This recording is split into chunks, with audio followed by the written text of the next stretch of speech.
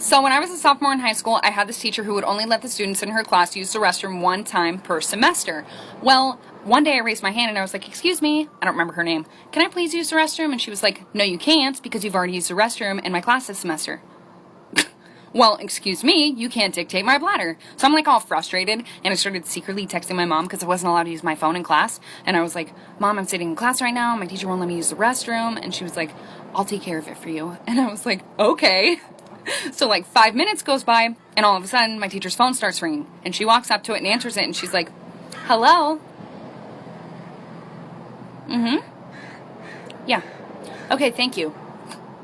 And then she walks up to me like so angry and she like slams the pass on my desk and she was like, since you have to go that bad. And I was like, yeah, I really do. Thanks. And I got up and left. I didn't even have to go to the bathroom. It was just the principle of it. I just roamed the halls. Okay, story time. So my sister's 10 years older than me. I love her so much. She got married young and had their own house at 19. So I spent the summer there, and one day I was outside playing. I was on the swing set. I said, look, I can do a trick. And then I dove off the swing set, decided to catch myself in handstand mode, broke my freaking arm. So naturally, it hurt like a bitch. I run inside the house and say, no! Help! Holding my very broken arm like this. I say, help. She just looked at me like, so I say, help, I broke my arm. You know what she did? She said, if you don't stop screaming, you're gonna get sent to your room. I said, but I broke my arm. She said, yeah, but you're not gonna scream. I got a headache. So please tell me how I get in trouble for breaking my arm. So one day, I was on FaceTime with a boy who I thought was extremely cute, okay? And I had to go use the bathroom. But I wasn't gonna tell him, hey, yo, I'm gonna go take a fat ass shit. Like, no, I wasn't gonna say that. So I was like, oh, I'm gonna brush my teeth right now. Like, I'm gonna put you on mute or whatever, right? I swear to God, I remember pushing the mute button, bitch. This is where it gets so good, bro. Like, it's, I'm out here vibing, doing my thing, you know, like, you just imagine. I was on the toilet, I was exploding. And then I hear him on the phone saying, damn, girl, you got so much gas. I was like, what? Okay. So after I'm done with, like, everything, washing my hands and shit, I check my phone and the mute button isn't on, which means he literally heard everything. I hung up. I've never talked to him since, bro. Like, this is why you need a security system for your house. A few years ago, I was renting a house in Northern California. The neighborhood was just outside of the suburbs. It seemed like the perfect balance of having space and having nice neighbors close enough not to feel isolated. The area had no streetlights, so it was very dark at night, but it didn't bother me. I got home from work one evening in midwinter. It was a cloudy night, so pulling up, I only saw what my headlights and porch light illuminated. When I got out of my car, I caught a whiff of cigarette smoke. That was odd as I had never smelled that before around my house, but I didn't see anyone nearby, so I ignored it and went inside. I had just gotten off a shift with a few hours of overtime and I was exhausted. It wasn't even 7 yet, but I decided to call it an early night. I woke up sometime later when I heard a noise inside of my house. I wasn't immediately worried because my best friend had a spare key and would sometimes come over. However, he'd always text me and let me know, but when I checked my phone, there were no messages. I called out my friend's name. There were a few seconds of silence before I heard someone stomping as they ran through the bottom floor. I leapt out of bed and ran to the closet. They were already up the stairs by the time I opened the door and stepped inside. I was terrified. That's when I heard them thunder down my hallway. Do you style your hair the same way every day? Well, there's an urban legend about a woman who always wore her hair in a bun, but for her, this habit would lead to something terrifying. This woman loved wearing her hair in a bun, but she might have taken it a bit too far. She didn't want to style her hair differently or even take out her bun to clean her hair. Whenever she took a shower, she would just wear a shower cap to make sure the water didn't mess up her bun. At night, she would sleep with a towel around her hair so the bun didn't move. After a while, she had to put hairspray in it to mask the smell. Then her scalp started feeling itchy, so she would put more hairspray in it. Even when the itching got intense, she just applied more hairspray. But her husband finally found out about how bad the situation had gotten when he woke up one day and his wife was still asleep. He tried to wake her up, but she wouldn't move. She had died in the middle of the night. The husband called the police, fearing that something unusual might have happened. But when her body was examined, they finally took out her bun. Inside her hair, they found something terrifying. They found a huge spider had gotten into her hair, made a nest, and laid eggs. When the baby spiders hatched, they bit through her skull and ate her brain. The strangest unsolved mysteries from each state. Today, we have North Carolina. This story is called the Below Murders, and it took place in Windsor, North Carolina. Bilo was the name of the local grocery store, and on a warm June night in 1993, something very awful happened. A murderer hid in the store and waited until closing time, and once the crew started doing their nightly duties and cleaning and closing, he jumped out and held them at gunpoint. All of the employees were bound, gagged, and then brought to the meat cutting room. In there, he stacked their bodies and started firing the gun until he was out of bullets. He grabbed a knife and stabbed each and every victim. One of the injured employees actually managed to get to the phone and call the police before they died. When the police arrived, they were not prepared for what they were going to see, such as people lying in their own piles of blood and a man with a knife in his back. The police actually found this one man that they thought was dead because he was drenched in blood, but he was actually unharmed and still alive. The strangest part is nobody even knows who would have done this or what motive they had. The Bilo shut down shortly after, and to this day, the police are still trying to find out who did this.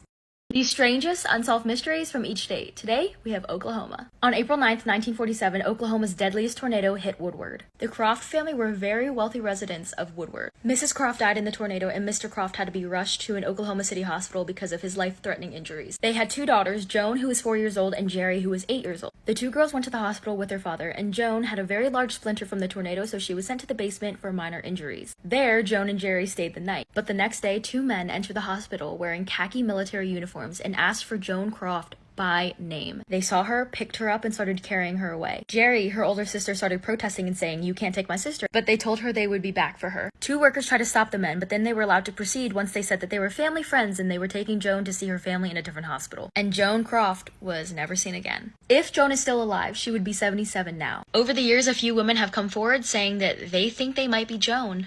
I have a movie idea. Hear me out. So there's this young delivery truck driver, and every day he stops at the same house because there's a young woman who makes him a sandwich and gives him a water. So kind. They like each other, but they don't know it yet. Well, one day he shows up at her house at the usual time, but something is off. For the first time in months, she's not waiting outside for him. He gets out of his truck and goes to knock on the door, but the door is cracked open. Worried and confused, he's about to call out her name when somebody taps him on the shoulder. It was her. She says, "I'm sorry, I had a super busy day and I'll see you tomorrow," and basically rushes back into her house. Okay.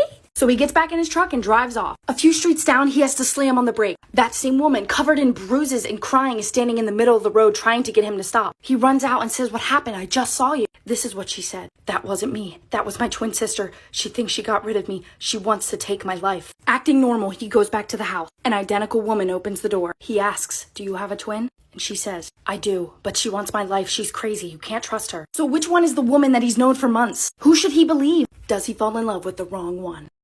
Am I the asshole for wanting my mom to be in the delivery room when my wife has our baby? My wife, Alice, 28 female, is 7 months pregnant. She's starting to think about who she'd like to have in the delivery room when the time comes. She said she would really like her dad there for support. Alice is really close with her dad since she was a kid and has only grown closer to him since her mom died, so that was no surprise. I'm completely fine with having Doug there. She said she doesn't want her stepmom there, which is fine. Her stepmom is really sweet, has been so helpful through the entirety of the pregnancy, and I know she will be hurt when she finds out she can't be there, but I can understand. The issue I have is that Alice doesn't want my mom there. My mom has never been my wife's biggest fan, but she is so excited to have a grandchild and has been planning on being in the delivery room the entire pregnancy and likely before. Like I said, my mom has been hard on Alice and can be a little judgmental, but she's still the grandmother of our child and wants to be there. She's also my mother, and I find it unfair that she can have her dad there, but I can't have my mom there.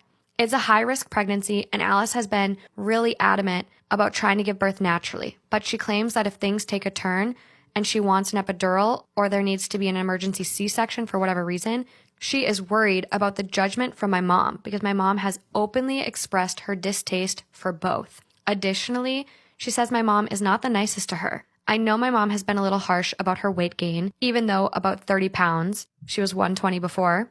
Allegedly, when my wife went over to my parents' house recently, she dropped a plate on the floor, and my mom yelled at her while she made her get down on the floor and clean it up. Oh my gosh. I understand where Alice is coming from, and while she'll be the one giving birth, he is my child as much as hers, and I feel like I should be allowed to have my mom there. My wife and I got into a scuffle about this before she started crying, and the issue was dropped. She told me that I was being selfish.